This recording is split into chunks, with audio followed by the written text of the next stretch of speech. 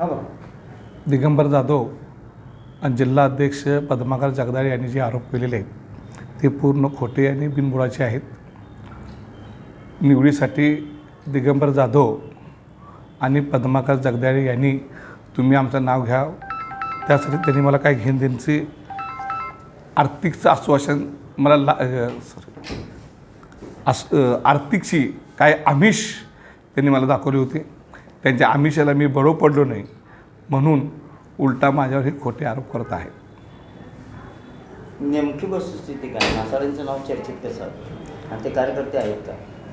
हो, 2000 परवाचे 10 नंबर वार्डामध्ये ह्यांनी आणि यांची मिसेस दोघांनी उमेदवारी आपल्याकडे मागितली होती पक्षात. मग आपण काँग्रेस आणि राष्ट्रवादीची आपली युती झाल्यानंतर ती जागा त्यांना सुटली आणि त्यासाठी आम्ही विनंती केली. माझ्याकडे आले तेच आता.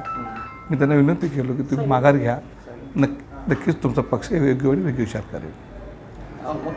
आणि हे शब्द मी नाही, पद्माकर जगदाळेंचा त्यांना दिला होता. जिल्हाध्यक्षांनी पण काही पदाधिकाऱ्यांनी राजीनामे दिलेले आहेत. त्यांचं असं मत आहे की मासाळे यांची जी निवड करण्यात आलेली आहे, मासाळे पक्षात नाहीत, त्यांचा कधी पक्षाशी कोणताही संपर्क नाही. असं असताना बागवान यांनी चुकीच्या पद्धतीने आर्थिक व्यवहार करून त्यांचं पद नाव जाहीर केलं. ऑफिसमध्ये यशवंतराव चव्हाणचं फोटोपूजन केलं. त्या फोटोपूजनमध्ये माझे फोटो आहेत की मी तिथं कार्यालयात फोटो आहे माझा. माईक लावले त्यांनी जो आरोप करतात, मी आत्ता काय म्हणतो 10 नंबर वार्डामध्ये अशोक आणि त्यांची मिसेस दोघांनी आपल्याकडे उमेदवारी मागितली होती आणि त्यांना उमेदवारी देण्याचं आश्वासनसुद्धा दिलं होतं. पण आपण त्यांना जागा तिथं आपल्याला वाटणीला जागाच नाही आल्यामुळं त्यांना मी असू दे जगदा दोघांनी विनंती केली, तुम्ही इलेक्शन लढवू नका, तुम्ही थांबवा, पक्ष तुमचा योग्य वेळी योग्य विचार करेल. आणि ज्या वेळेला मासाळ यांनी नगरसेवकाचं आज दाखल केलं मग माझ्याकडं नाही मागणी केली, जिल्हा अध्यक्षाकडे मागणी केलेली आहे. आणि असे अनेक जे लोक आहेत जे जिल्हा अध्यक्ष मागणी केली, डायरेक्ट माझ्याकडे आल्यानंतर मी त्यांना पहिला विचारत होतो की तुम्ही जिल्हा अध्यक्षाकडे मागणी केली आहे का, जिल्हा अध्यक्षाच्या कानावर घातलेलं आहे का? हो, त्यांनी म्हटले हो आम्ही जिल्हा अध्यक्ष कानावर घातलेलं आहे. मी स्वतः फोन लावून सांगतो, विचारलो तो लगेच फोनवर कोणाला, जगदाळा, अमुक व्यक्तीनं तुमच्या भेटून गेलं का? गेलं. हो ठीक आहे. मग त्यांचा अर्ज मी स्वीकारतो.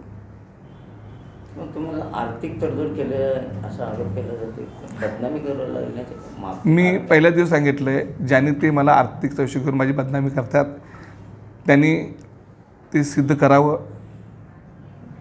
प्रूफ द्यावं, अन्यथा मी त्यांच्यावर कायदेशीर कारवाई करणार आहे.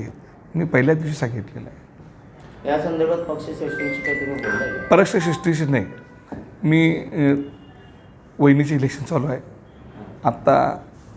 त्यांची एवढी मोठी इलेक्शन असताना एवढी छोटी मोठी गोष्टी आता त्याचा म्हणजे इथला विषय तिथं कानावर घालणं योग्य नाही.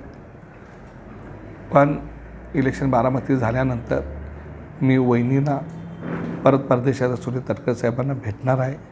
मी भेटून जे काही लोक आत्ता इथं एक वातावरण तयार करून मला बदनाम करण्याचं साधिष्ट नव्हतं, मला बदनाम करायचं, पक्षाला बदनाम करायचं जे पद्धत सुरू केलेली आहे, हे सर्व बाबी मी वरिष्ठ कानावर घालणार आहे.